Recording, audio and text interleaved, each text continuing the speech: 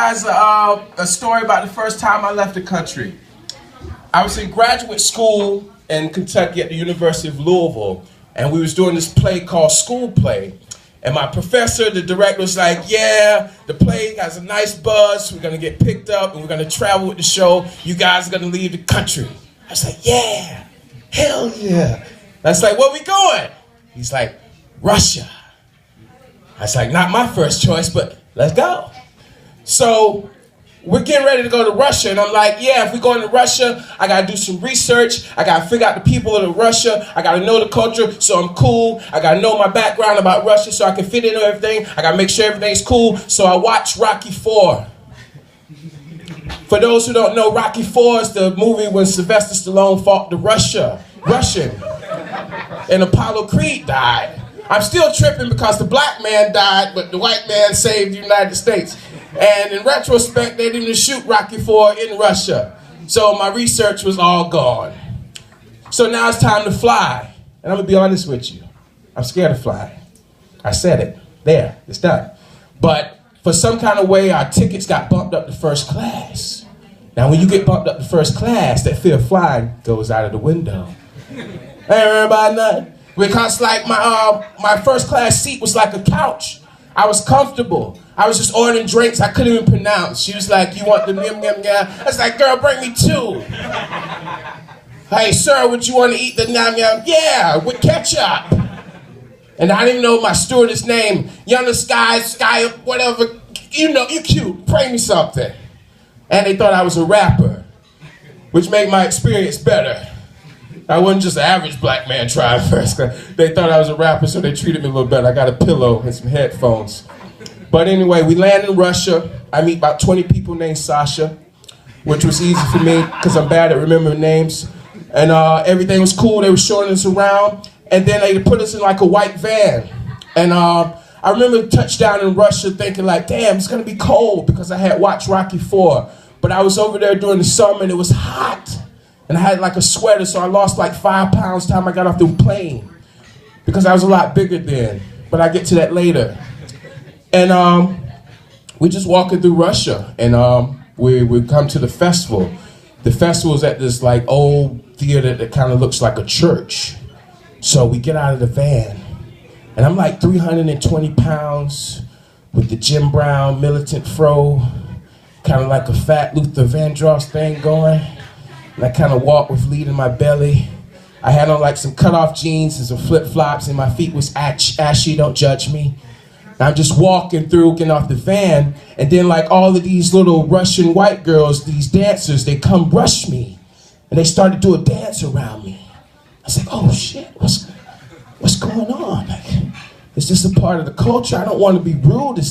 Should I accept this? It's like, and then people start taking camera pictures, like I'm going to jail in Russia, no telling what they do to me. And then like, they took it up another level. They tried to pick me up. And I'm like, should I just let this ride? Because maybe if I'm rude if I say no, plus I don't know how to say put me down, little Russian girl in Russian anyway. So after I fall a couple times, they figure out it's not gonna happen. Then it's time for me to go into the theater. And the beautiful thing about traveling is you get to figure out new rituals and new cultures and things that other people do that you don't usually do. In Russia, before you entered the theater, you had to take a shot of vodka, which was very good, by the way, just throwing it out there. You had to dip some bread and dip some salt. But every door I went through, I did that. So by the time I got to the festival, went through about 20 doors. So by the time I got down for the beginning of the festival, I was pretty drunk. And everybody else was chill, like, what's up, American? You can't hang, let's go. And then I'm like, all right. So I really don't remember the rest of the festival. Anyway, we start to perform, get some buzz, get some publicity. And then it's time for them to pick someone to be on the news. I'm gonna tell you about Russia. There's not too many black people there. I remember getting off the plane, like, started trying to count black people. And I was like, what is that? Is that something just psychologically I'm born with? Like, everywhere I go, I gotta find other black people to feel safe. Like, what is that? It was like, none here, none here. And I did see this brother on the escalator, the longest escalator I've been on in my life. And I remember I was going up and he was coming down. It's like, yeah, I'm gonna hit him with the universal head nod. You know the one. Nothing else is said. You just get it. Did he just hit? But I tried it. He said, I'm going up slow. Their escalators are slower than ours for some reason. It's not dramatic effect, it was just that slow. And he was coming down, and like I pass him and I go, and he goes,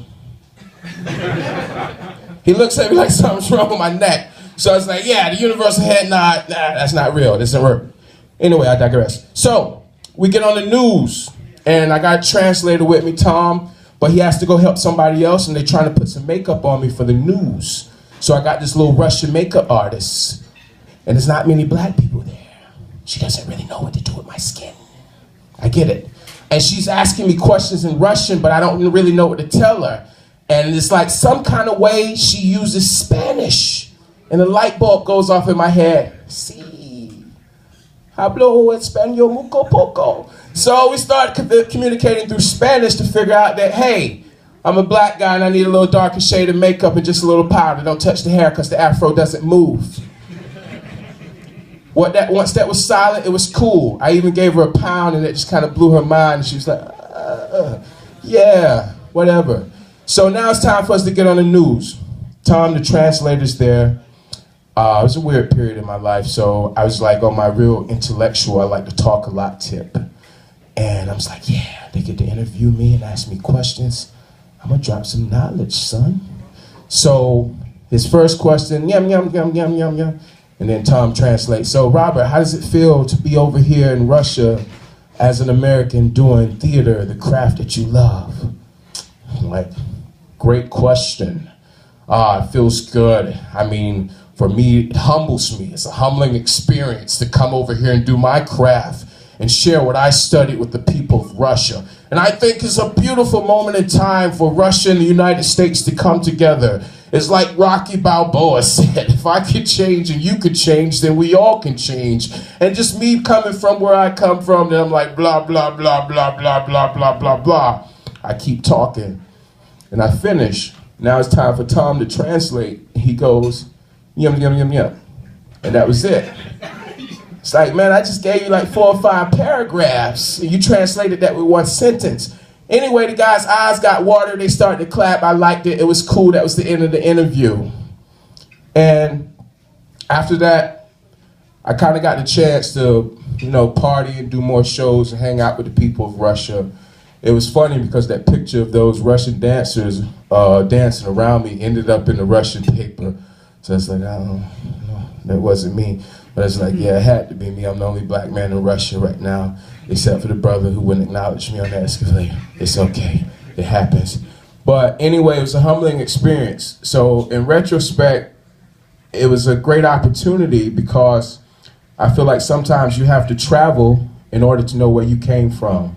So it was beautiful for me to accept and see like how they live, and also for me to share things with them. I taught the Russians how to play spades. And everything was cool. So in retrospect, it was a good trip. So I encourage anyone who gets the chance to travel to do that so you can have a story to share one day also. Thank you for your time. Peace.